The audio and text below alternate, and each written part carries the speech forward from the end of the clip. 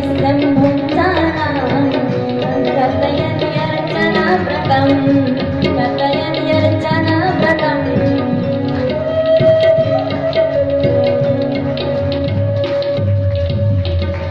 हेमंत ऋतु का प्रथम मास, अगेन मास, गोपियां प्रातःकाल ब्रह्म मुहूर्त में उठ करके यमुना में स्नान करने के लिए जाती हैं। एक ने ब्रज की समस्त गोपियां जाती हैं और एक दूसरे के हाथ पकड़ करके जय श्री कृष्ण कह करके यमुना में डुबकी लगाते हैं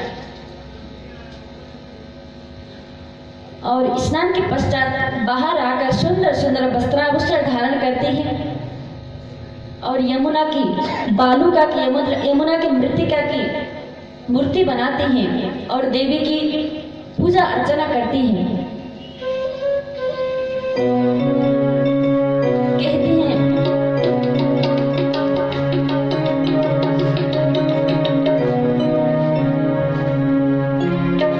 कात्यायनी महामाई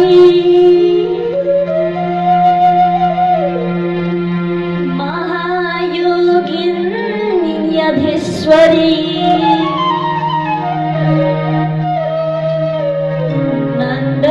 नंदगोपासुतं देवी पतिं मे गुरुते नमः। हे कात्यायनी, हे महामाई, हे महायोगिनी, हम जो आपकी पूजा सेवा अर्चना वंदना जो कुछ भी करती हैं, बस इसके बदले में हमें और कुछ नहीं चाहिए। नंद गोपसुत नंद के लाला श्री कृष्ण को हम पति रूप में प्राप्त करना चाहते हैं। यही वरदान दे दो, यही आशीर्वाद दे दो।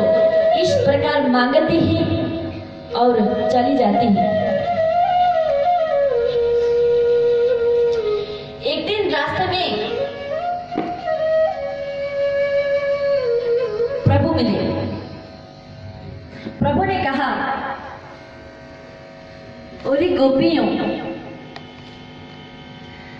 तुम ब्रह्म मुहूर्त में उठ करके यमुना में स्नान करती हो और यमुना की मूर्ति बना करके उनकी पूजा अर्चना वंदना करती हो और उनसे वरदान मांगती हो मुझे पति रूप में प्राप्त करने के लिए।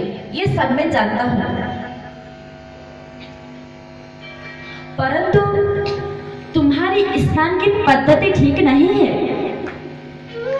देखो, किसी भी जलाशय में, किसी भी पवित्र जलाशय में, तीर्थ स्थान में निर्वस्त्र होकर के स्नान नहीं करना चाहिए,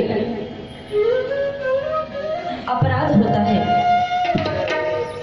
तीर्थ स्थान की अपमान होती है। जल के अधिष्ठात्री देवता वरुण देव का अपमान होता है। इसीलिए निर्वस्त्र होकर के स्नान मत किया करो, अपराध होता है। वैसे भी तुम स्त्री हो,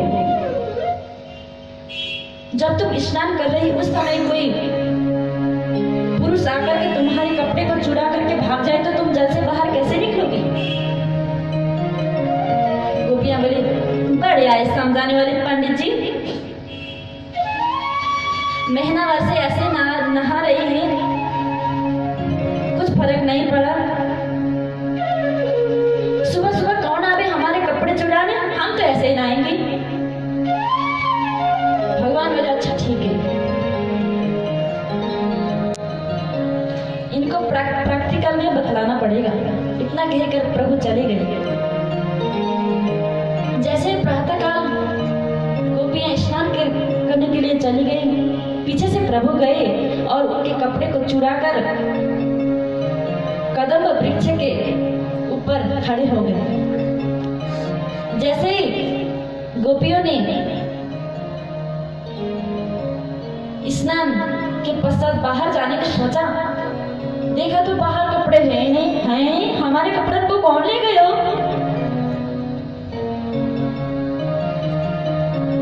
और एक आपस में चर्चा करती है।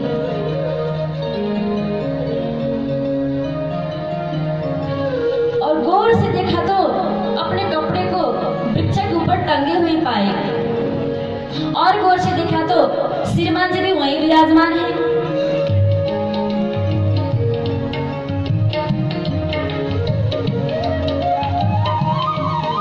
और गोपियां हाथ जोड़ करके कहती हैं,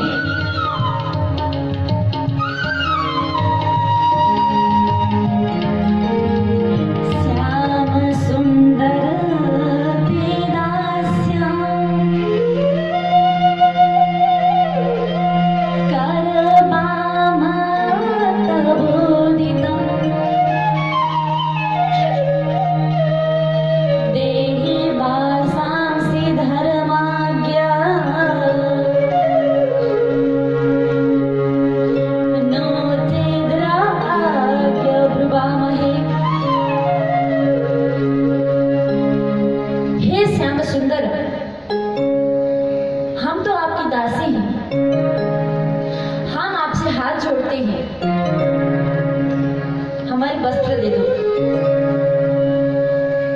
आपने हमारे वस्त्र को क्यों चुराया है? आप तो धर्मज्ञ हैं, धर्म के पालन करता है, धर्म की स्थापना करता है।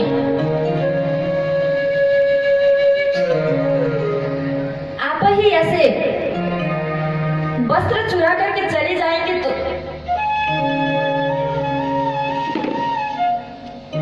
धर्म की स्थापना कैसे होगी?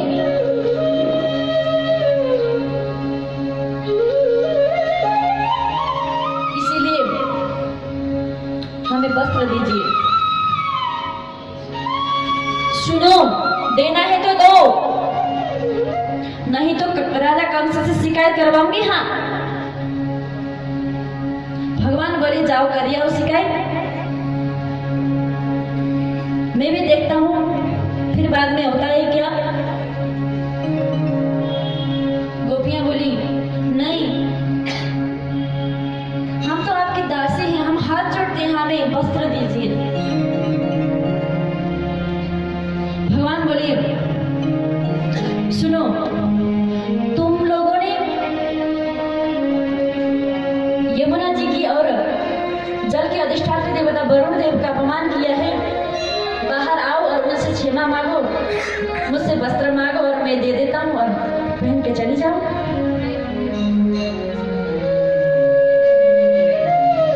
और गोपियां आई और प्रभु से वस्त्र लिया और प्रभु को प्रणाम करके चली गई। प्रभु ने कहा, गोपियां, हमने तो कहा था जल के अधिष्ठात्री देवता वरुण देव की और यमुना जी की उनको प्रणाम करो, परंतु तुम मुझे क्यों प्रणाम करते हो?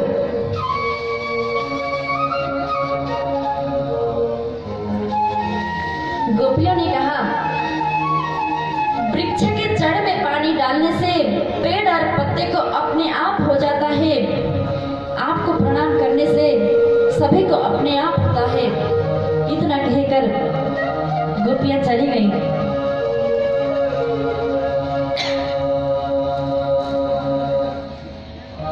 इस चीर हरण की लीला को आज का भौतिकवादी मानस कुछ संकल्पपूर्ण दृष्टि से देखता है, कहता है साक्षात पूर्ण ब्रह्म परमेश्वर भगवान जगदीश्वर स्नान कर रहे गोपियों का कपड़े चुरा रहे और जल से बाहर आने को कोई, ये कहाँ की मर्यादा, कहाँ की धर्म?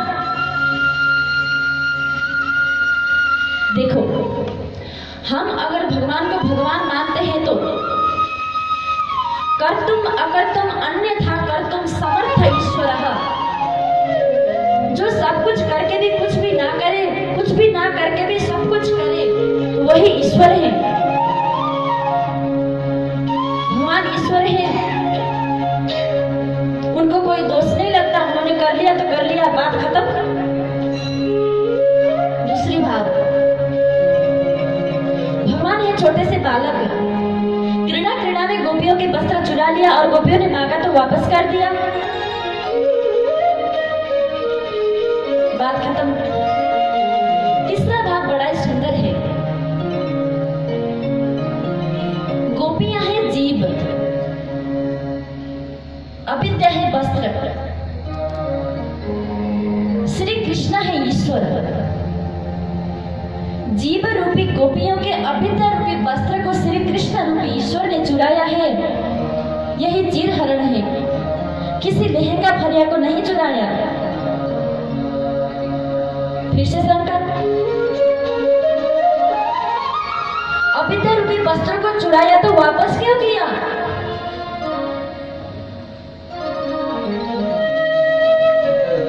इसके बारे में प्रभु ने स्वयं कहा है,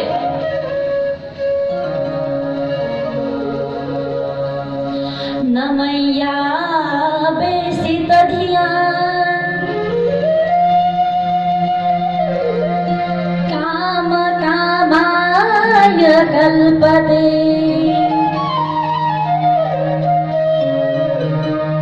भर्जिता क्वथिता धाना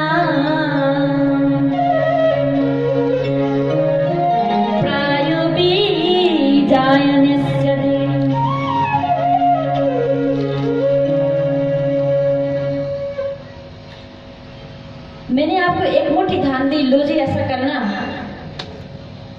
जमीन में ले जा करके गाड़ने पर भी उगे नहीं। उस धान को आपने क्या किया? उसका छिलका उतार दिया। जिस धान से छिलका उतर जाए वो धान उगने के काबिल रहता है? नहीं रहता, नहीं उग सकता। क्यों नहीं उगेगा? उसको रस्सी से बांध दो, डोरी से बांध दो और फिर ले जाकर गाड़ दो, उगेगा? नहीं उग सकता। क्यों नहीं उगेगा? उसको फेविकॉल से चिपका करके जमीन में ले जाके गाड़ दो, उगेगा? नहीं उग सकता। जिस धान से छिलका उतर जाए वो धान उगने के काबिल नहीं रहता। वो धान तो धान ही नहीं रहता, वो तो चावल बन जाता है।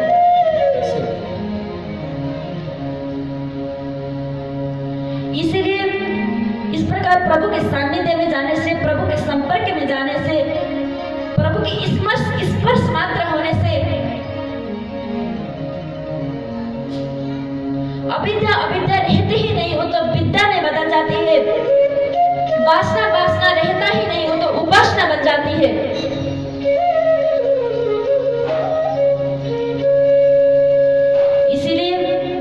अविद्या रूपी वस्त्रों को विद्या बना करके वापस किया है श्री कृष्ण रूपी ईश्वर ने। वासना रूपी वस्त्र को उपासना बना करके वापस किया है श्री कृष्ण रूपी ईश्वर ने। जीव रूपी गोपियों के अविद्या रूपी वस्त्र को विद्या बना करके वापस किया है श्री कृष्ण रूपी ईश्वर ने। यही चीर हरण है, इसे लहंगा फरिया को नहीं चुराया।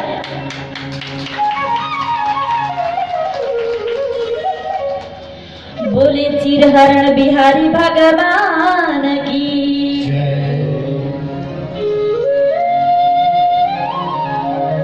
प्रभु मात्र प्रेम से मिलते हैं, बिना प्रेम प्रभु नहीं मिलते।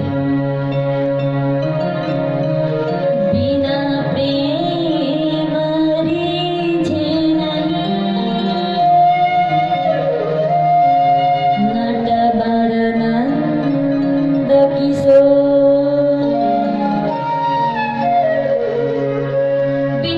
प्रभु नहीं मिलते।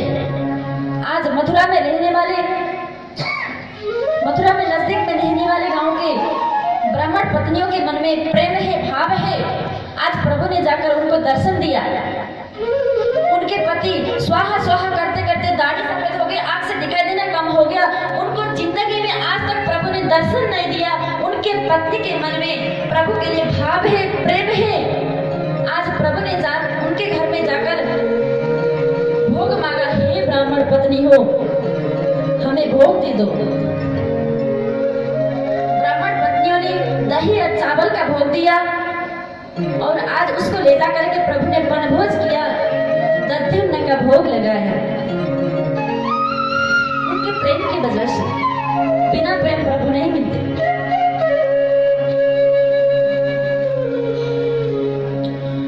आज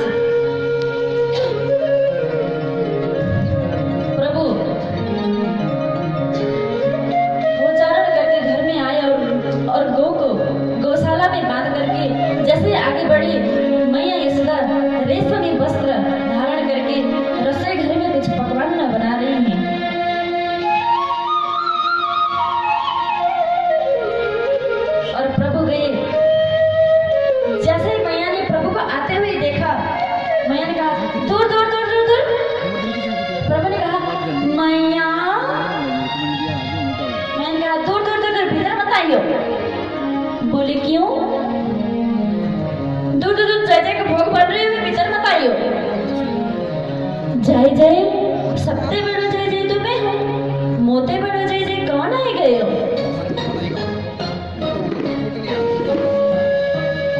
मैया ने कहा दूर दूर दूर दूर, भीतर मत आइयो। मैया मुंह को बहुत जोर की भूख लगी है, जामे तो एक पकौड़ी दे दे। मैंने कहा अबे काऊ को नहीं मिलेगा, दूर दूर दूर बाहर जा, दूर दूर दूर। प्रभु वहां से रोते रोते चले गए। नंद बाबा भी अनेकों प्रकार के पकवानों को देख रहे थे। जैसे प्रभु को रोते हुए आते हुए देखा तो नंदा बाबा दौड़ करके चले गए और प्रभु को गोदी में उठाया और कहा लाला क्या हुआ, क्यों रोगे? बाबा मैं मैया के पास गयो, मैया से मैंने कहो कि मुझको बहुत जोर की भूख लगी है, जामे तो एक पकौड़ी दे दे। मैया ने मुझको भीतर जाने से मना कर दियो, कहो दूर दूर दूर भीतर मत आइयो, जय जय को भोग बन गए हुए। अच्छा बाबा ये जय जय कौन है? और नंदा बाबा प्रभु को गोदी में लेके आसमान की ओर दिखाते हुए कहने लगे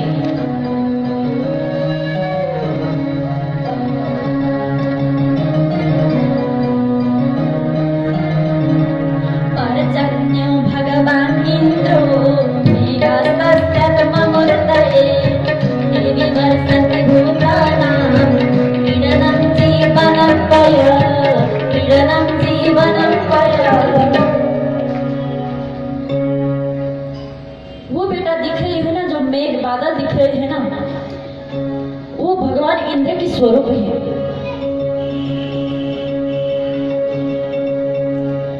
लाला हम किसान है ना, साल में एक बार भगवान इंद्र की पूजा क्यों करें हैं? इसीलिए इंद्र देव के लिए भोग बन रहे हैं, मैया भीतर भोग बना रहे हैं, इसीलिए भीतर जाने से मना कर दिए हुए तो पूर्ण नहीं मानो चाहिए, आजा मेरी गोदी में बैठ जा। इतने में प्रभु गंभीर हो गए। कोई कर देगा रिकॉर्डिंग, कोई होगा रिकॉर्डिंग करने वाला, जैसे रिकॉर्डिंग पकड़ने वाला कोई होगा। प्रभु ने कहा बाबा, बोले हाँ। मेरे वहाँ पे ट्यूशन वाले बच्चे आ गए, ट्यूशन पढ़ने वाले बच्चे। आप पूर्ण नहीं मानोगे तो मैं कुछ कहूँ? बोले बोल।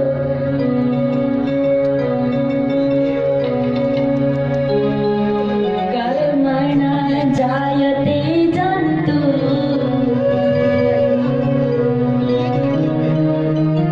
कर्मणैव विलीयते,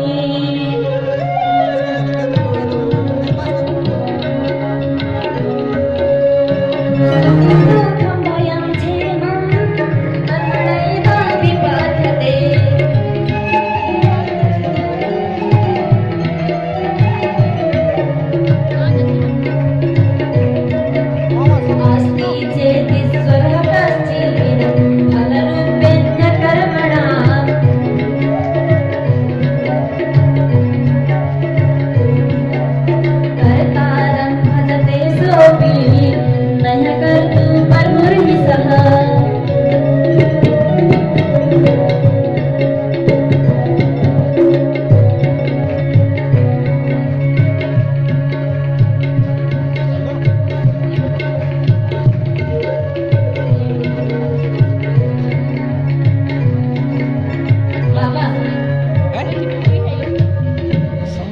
ईश्वर नाम की कोई वस्तु है, वो उसी को फल देगी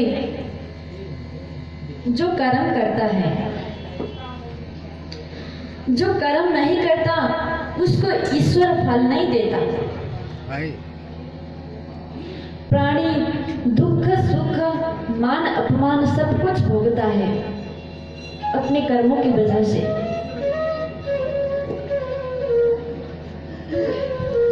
ना भुक्तं क्रियते कर्म जन्म कोटि सतैरपि अवश्यं एव भुक्तव्यं मृत्युं कर्म सुभाष सोच और पढ़े।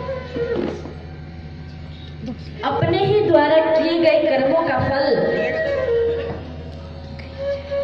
करोड़ों करोड़ों करोड़ों जन्मों के बाद भी उसे भोगना ही पड़ेगा, बिना भोगे छुटकारा नहीं मिलने वाला।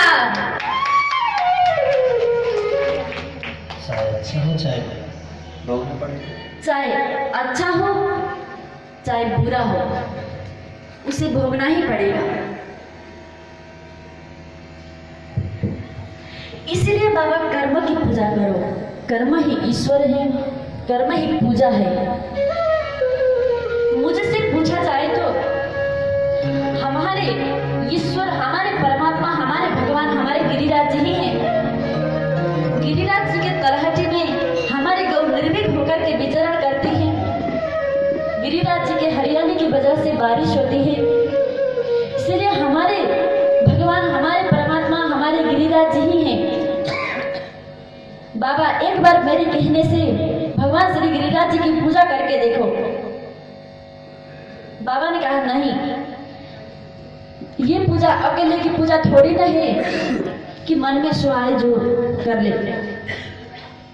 अच्छा बाबा ये बताइए, ये पूजा आप कब से करते आ रहे हैं? बाबा ने कहा ये पूजा हमारे बाबा ने करी, पर बाबा ने करी, पर बाबा ने करी, पर बाबा ने करी। हजारों वर्षों से पूजा होती आ रही है। आज का पूजा थोड़ी ना है जो मन में आए सो करने। भगवान बोले अच्छा बाबा, आप इतने वर्षों से पूजा करते आ रहे हैं, इंद्रदेव ने कभी आपको दर्शन दियो, मांग के वो खायो? दर्शन तो कब दियो नहीं, मांग के भोग तो कभी खायो नहीं। लाला हम यूं समझे ना, ये जो बादल है ना, मेघ है ना, ये इंद्रदेव को आए हुए रोक दियो।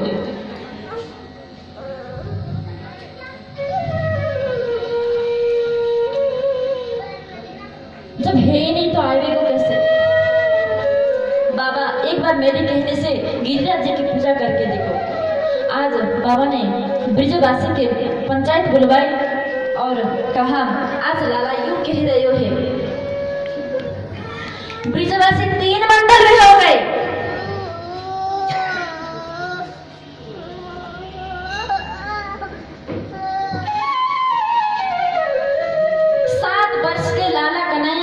कन्हैया की बात को मानकर के हम इतने हजारों वर्षों से करते आ रहे, इंद्रदेव की पूजा थोड़े ही ना बंद कर देंगे। दूसरे बोले गुड़न को छोटो है, देखने में छोटो है, गुड़न को बड़ो मोटो है। या की बात मान लेनी चाहिए, यानी बहुत बड़ी कार्य किए हैं।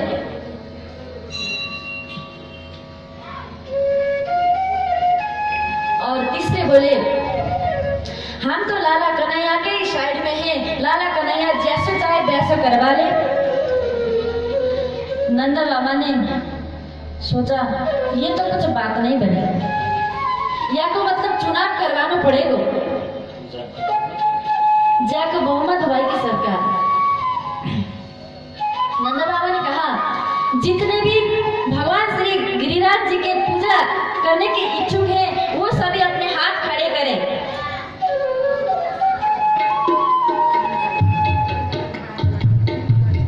अरे वो 4 नहीं है क्या? वो कोने वाले 2 नहीं है क्या? अरे वो नहीं है क्या?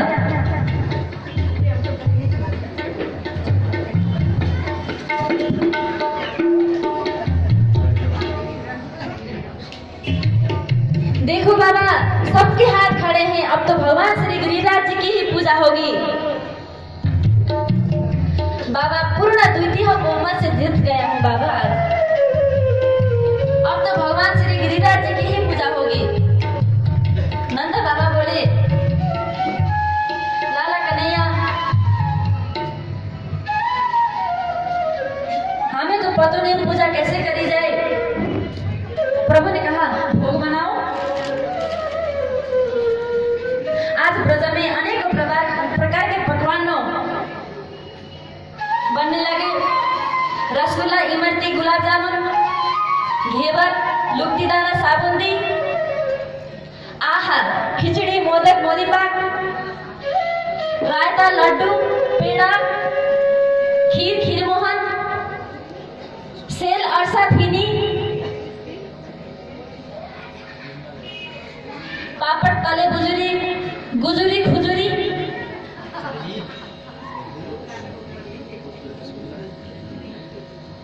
पूरी कचौड़ी मगोड़ी भगोड़ी पकौड़ी काजू बड़ा मूंग बड़ा दाल बड़ा दही बड़ा अनेक प्रकार के पकवान न बने, अनेक प्रकार के दाल बनो, अनेक प्रकार के सब्जी बने, उसी प्रकार के भात बने। नंद बाबा ने 1008 घड़ों में माखन मिश्री तैयार किया और अनेक प्रकार की खीर बने।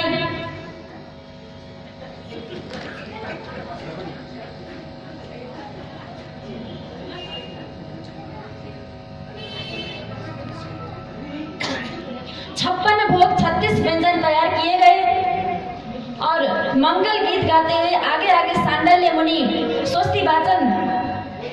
हरे ओम स्वस्ति न इंद्रो वृद्धश्रवाः स्वस्ति नः पूषा विश्ववेदाः स्वस्ति नस्ताक्षो अरिष्टनेमिः स्वस्ति नो बृहस्पतिर्दधातु। और उनके पीछे माखन मिश्री खिलौने टफियां लेकर के गोपियां सिर के ऊपर लेकर के चली और उनके पीछे गाड़ियों में 10,108 घड़ों में माखन मिश्री सजाए गए, फल फूल सजाए गए, भोग सजाए गए और उनके पीछे सभी सखा सभी कृष्ण नंद बाबा नृत्य करते हुए मंगल गीत गाते हुए आगे बढ़े।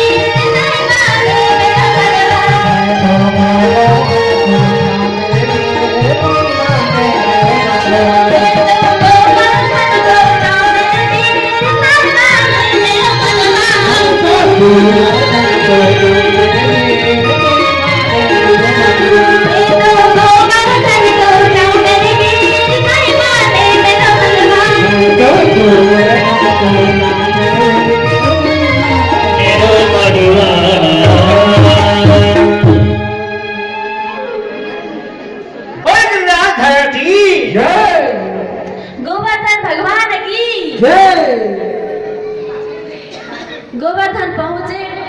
7 कोस लंबे चौड़े हैं गोवर्धन।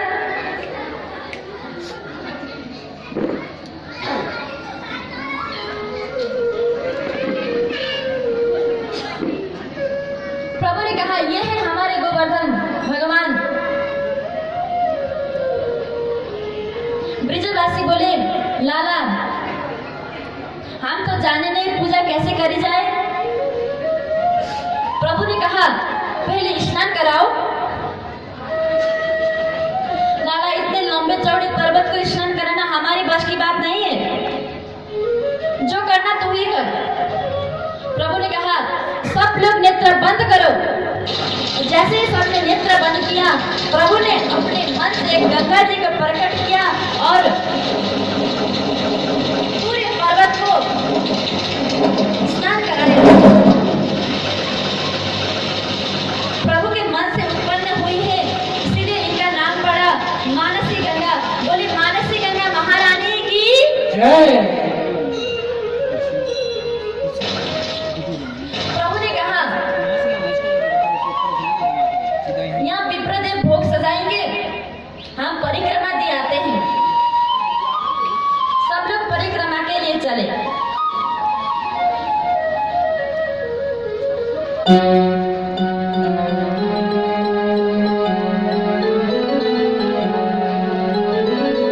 श्री गोवर्धन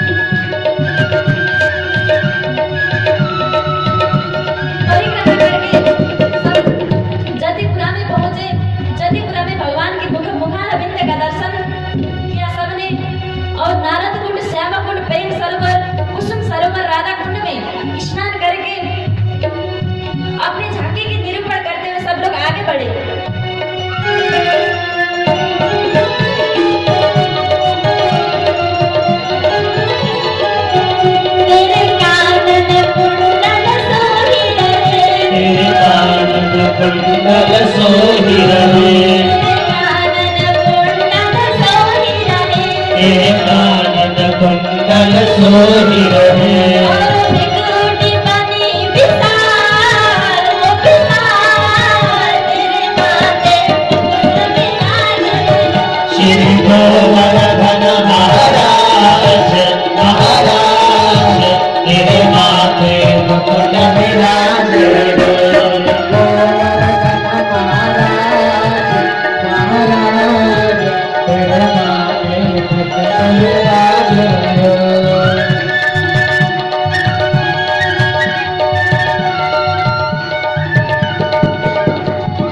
करे कंठा साजर हो, तेरे गले में कंठा साजर हो, तेरे गले में कंठा साजर हो, घोड़ित हीरा लाल हो लाल, तेरे माथे मुकुट विराजमान हो। तेरे घोड़ित हीरा लाल हो लाल, तेरे माथे मुकुट विराज रहे, श्री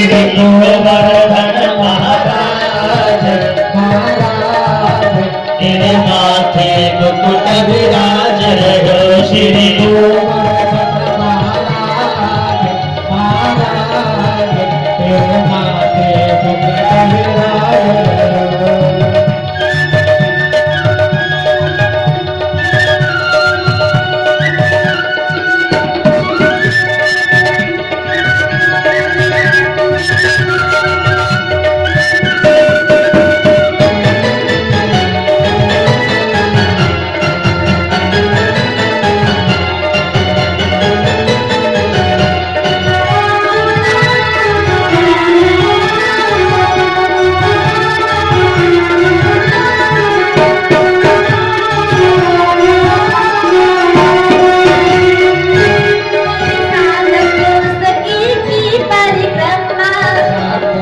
सकी है परिक्रमा,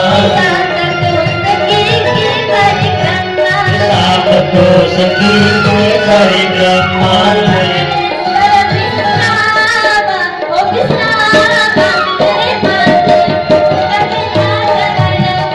जंगलेश्वर में विश्राम हो विश्राम, तेरे माथे मुकुट विराज रहे, श्री गोवर्धन महाराज महाराज तेरे माथे मुकुट विराज रहे। श्री गोवर्धन महाराज महाराज तेरे माथे मुकुट विराज रहे, गोवर्धन महाराज महाराज तेरे माथे मुकुट विराज रहे। श्री गोवर्धन महाराज महाराज तेरे माथे मुकुट विराज रहे, गोवर्धन महाराज महाराज तेरे माथे मुकुट विराज रहे। श्री गोवर्धन महाराज महाराज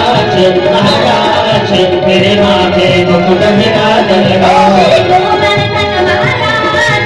महाराज तेरे माथे मुकुट विराज रहे। श्री गोवर्धन महाराज महाराज तेरे माथे मुकुट विराज रहे, गोवर्धन महाराज महाराज तेरे माथे मुकुट विराज रहे। श्री गोवर्धन महाराज महाराज तेरे माथे मुकुट विराज रहे, गोवर्धन महाराज महाराज तेरे माथे मुकुट विराज रहे। गोवर्धन महाराज महाराज तेरे माथे मुकुट विराज रहे। बोले गिरिराज धारण की। सब लोग दान घाटी में पहुंचे। दान घाटी से शुरू किए थे, अब चकलेश्वर में जाकर के विश्राम हुआ। और ब्रजवासी बोले लाला कन्हैया परिक्रमा हो कर लियो, भोग भी सजाई दी गयो, अभी तक तेरे गिरिराज भगवान तो प्रकट भय नहीं। प्रभु ने कहा सब लोग साष्टांग दंडवत प्रणाम करो, नेत्र बंद करके सोई गिरिराज जी प्रकट हो जाएंगे।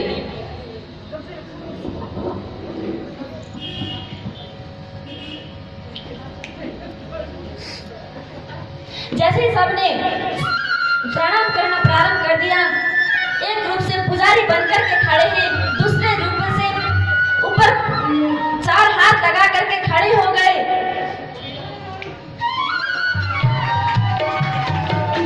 और जो पुजारी बनकर खड़े उन प्रभु ने कहा देखो देखो देखो देखो हमारे गिरिराज जी भगवान प्रकट हो गए हैं। गिरिराज धारण की, गिरिराज धारण की, गोवर्धन भगवान की। जैसे प्रभु प्रकट हो गए, प्रभु ने भोग मांगना प्रारंभ कर दिया।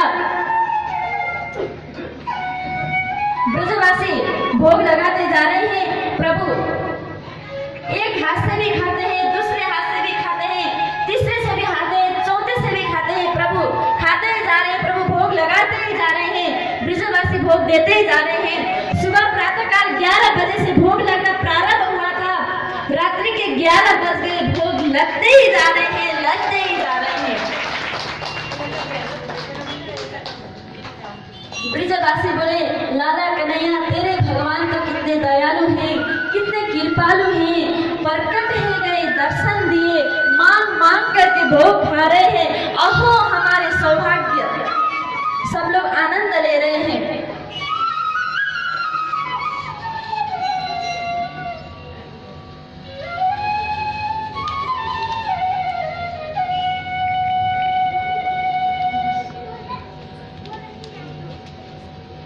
आगे का प्रसंग